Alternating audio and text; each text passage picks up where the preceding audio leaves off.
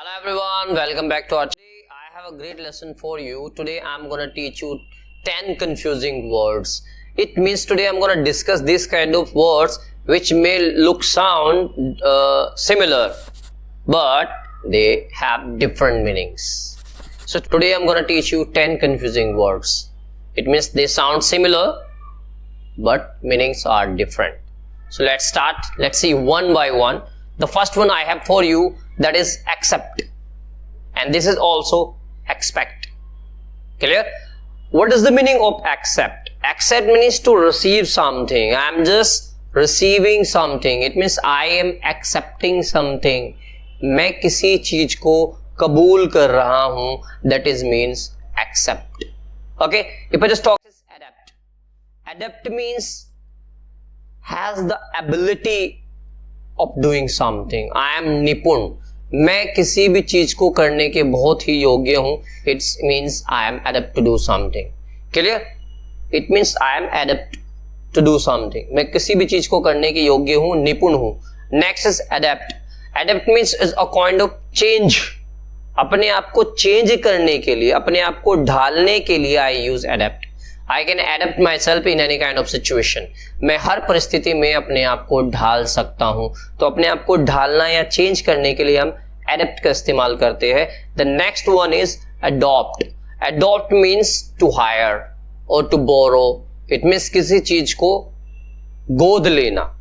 Adopt means गोद लेने के लिए. Like they adopted a child last month. उन्होंने एक बच्चा गोद लिया.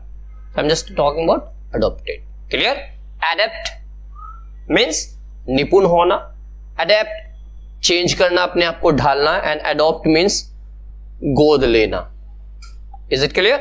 Let's see the next. Next is advice.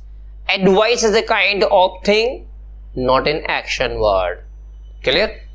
ये एक अच्छी advice है. This is a good advice.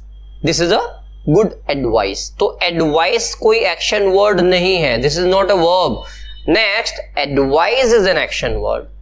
Advice में आप सलाह दे रहे हो. Like you are advising someone. तो this is called advice means action word जो वर्ब की तरह यूज होता है. लेकिन advice can't be use as an verb. इसको हम एज एन वर्ब यूज नहीं कर सकते. Is it clear? Advice means सलाह एंड एडवाइस मीन्स सलाह देना. Let's see the next. Next means bought. Buy, bought. This is the third form of buy. Like bought means I have bought a new mobile phone. मैंने नया mobile phone खरीद लिया है. तो खरीदने की थर्ड फॉर्म होगी bought. Brought means bring, brought. Bring की थर्ड फॉर्म brought होती है. Maybe they look same, but meanings are different. Brought means I have brought him here. मैं उसे यहां लेकर आया हूं. तो लेकर आना. Bring third form brought. So bought खरीदना और brought लेकर आना. Bought खरीदना, brought लेकर आना. Let's see the next. Next is the confident. Confident means I am very confident person. It means मैं बहुत confident हूं, साहसी हूं. I'm talking about like मैं बिल्कुल श्योर हूं. I am confident. I am confident means मैं श्योर हूं, उस चीज को करने में मैं बहुत श्योर हूं. And confident, DANT, the difference is E in confidence. जब मैं श्योर होता हूं किसी चीज को करने के लिए, but if I put A there, confident means a kind of person who is in deep believe of me, जो मेरे पूरे विश्वास में है. इट मीन्स वो बिल्कुल मेरा विश्वास जानने वाला है. It means all the secrets he knows. सारे सीक्रेट्स को जानता है वो मेरे. तो he is my confident person. He is my confident person. मेरे सारे बात जानता है, वो मेरा कॉन्फिडेंट पर्सन है. मतलब मैं उस पर पूर्णतः विश्वास करता हूं. Let's see the next. Affect. Affect is a verb. Okay, so that's why I'm talking about affect can be used as an action word. जैसे मैं कह रहा हूं कि किसी चीज को प्रभावित करना, then affecting, not affecting, affecting. Like it affects you. ये आपको affect करता है. Effect is a kind of word. Like effect means only प्रभाव, नॉर्मल थिंग कि it will gives you bad effects. What are the bad effects of alcohol? What are the good effects of computers? तो I'm just talking about effects here, लेकिन effect करने को हम बोलेंगे affect. Is it clear? Affect as a verb and effect as a simple word.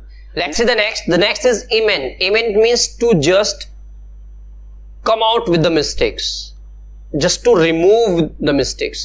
गलतियों को निकालने के लिए हम amend बोलते हैं. I will amend you. It means मैं आपकी गलतियों को बाहर निकाल दूंगा. I will make you pure. Clear? So emend means अशुद्धियों को बाहर निकालना, गलतियों को बाहर निकालने के लिए हम इमेंड्स का यूज करते हैं. The next is amend. Amend means amendment, आपने सुना होगा. It means to make some changes in rules. आपने सुना होगा कि संशोधन में कुछ चेंज हुआ या फिर हमारे कॉन्स्टिट्यूशंस में कुछ चेंज होता है, then I use amendment. Amendment means to make some changes. कुछ चेंज लाने के लिए, रूल्स को थोड़ा बहुत बदलाव लाने के लिए हम अमेंड का यूज करते हैं. Clear? Next is beside. Beside means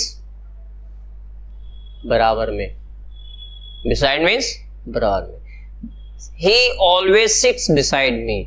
वो हमेशा मेरी बराबर में बैठता है. Clear? But there is a one more word. If I put S there it becomes besides, and besides also के अलावा. Clear? Besides English I teach maths. English के अलावा मैं मैथ्स पढ़ाता हूं. Clear? I am just talking about besides, के अलावा. Got it? Beside means बराबर में, बिसाइड्स के अलावा. So let's see the second laws. Second laws is that canon. Canon, if CANON, it's a kind of rule. अगर मैं बात करूं, there are many canons. It means हमारे कुछ रूल्स है. We have some canons to follow. हमें कुछ rule follow करने पड़ते हैं. हमारे पास कुछ रूल है फॉलो करने के लिए, तो रूल्स को हम कैनन बोल सकते हैं. But if there is double NON, अगर यहाँ पे NNON आता है तो इट्स काइंड ऑफ तोप, बिग गन. अगर एक बड़ी सी तोप आपने देखी होगी ना, तो एक तोप को बोलते हैं cannon. So that is cannon means a तोप. Next, course. Course means a kind of course you are doing, like I am doing English speaking course, I am doing computer course. This kind of course is there. It means किसी भी subject से related किसी भी course की बात करते हैं, then you use course. Next is COARSE. It's also course, but it's a kind of coarse thing. It means भद्दी चीज है, not good. किसी भी बुरी चीज को हम बोल सकते हैं it's a coarse thing. It means very coarse. It means बहुत ही भद्दी चीज. Got it? Coarse means किसी भी particular course को आप कर रहे हो तो course.